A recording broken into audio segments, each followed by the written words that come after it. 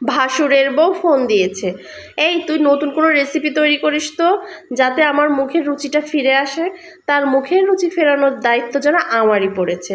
যাই হোক, আমি এই মুখের রুচি ফেরানোর জন্য প্রচুর পরিমাণ সকাল থেকে কাজ করে যাচ্ছি। অন্য সকাল রান্নার পাশেও তার মনে হলো স্পেশাল কোনো কিছু না খাওয়ালে হয়তো বা মুখের রুচি ফিরবে না। তার জন্য আমার বাচ্চাকে স্কুলে দিয়ে আসার পথে নিয়ে আসলাম কিছু সজনে পাতা।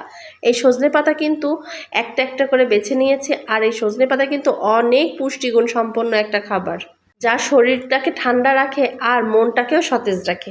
সজনে পাতা কিন্তু এখন পাউডার, সজনে পাতা দিয়ে অনেক কিছুই তৈরি করে এখন খাচ্ছে। যাই হোক, আমি তো আর এইসব খাওয়াতে পারবো না ভাসুরের বউকে, তাই মনে করলাম তার জন্য একটা নতুন কোনো রেসিপি বানাই। এর জন্য আমি নিয়ে নিলাম কিছু মুসুরির ডাল। মুসুরির ডালটাকে আমি 2 ঘন্টার জন্য ভিজিয়ে রেখেছি। যার হাতে যেমন সময় ততক্ষণ রাখলেই হবে।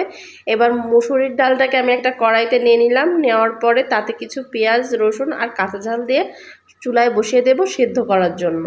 সত্যি কথা বলতে এই রেসিপিটা ট্রাই করার জন্য আমারও অনেক দিন ধরে মন উসকুস উসকুস করছিল, কিন্তু সময় সুযোগের অভাবে করা হচ্ছিল না।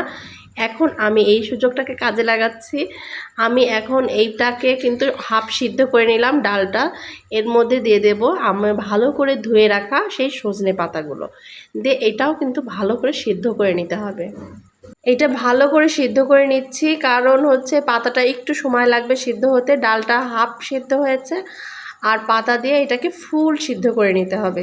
আমরা যারা গ্রামে থাকি এই সজনে পাতা কিন্তু অ্যাভেলেবেল পাওয়া যায়, আর অনেক এলাকায় এখনও পর্যন্ত সজনে পাতা দিয়ে তেমন কোনো রান্না করা হয় না। সজনে পাতা অসম্ভব পুষ্টিগুণ আছে, যেটা কিন্তু সবারই জানা। ডাল থেকে যখন পানিটা একদম শুকিয়ে যাবে তখন আমি এটা উঠিয়ে রাখলাম। এই দেখেন আমার পাতাটাও কিন্তু ভালোভাবেই সেদ্ধ হয়ে গেছে। এবার আমি ওই কড়াইতে নিয়ে নিলাম একটু সয়াবিন তেল, আর দিয়ে দিলাম জিরা, আদা রসুন, আর দিয়ে দিলাম পেঁয়াজ দিয়ে এটা একদম লাল লাল করে ভেজে নিতে হবে, যেমন আমরা বাগার দিই অমনভাবে। এরপর দিয়ে দিলাম সেই সজনে আর ডাল সেদ্ধ করা। এটা ভালো করে একদম আটা টাইপের শুকিয়ে ফেলতে হবে।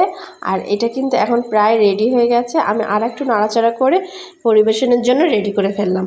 এখন আমি দুপুরবেলায় আরও অনেক কিছু রান্না করেছি, গরুর মাংস, মাছ, ছোটো মাছ চচ্চড়ি। আর এইটা খেয়ে আমাদের মহারানী অর্থাৎ আমার ভাসুরের বউ খুবই পছন্দ করে খাচ্ছিল, কিন্তু প্রশংসা করবে না, যাদের প্রশংসা করতে নাই।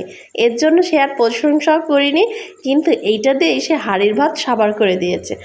আর চোখে তাকাচ্ছিল যে রেসিপিটা দে, বুঝতেছিলাম মুখ ফুটে রেসিপিটা কিন্তু চাচ্ছিল না।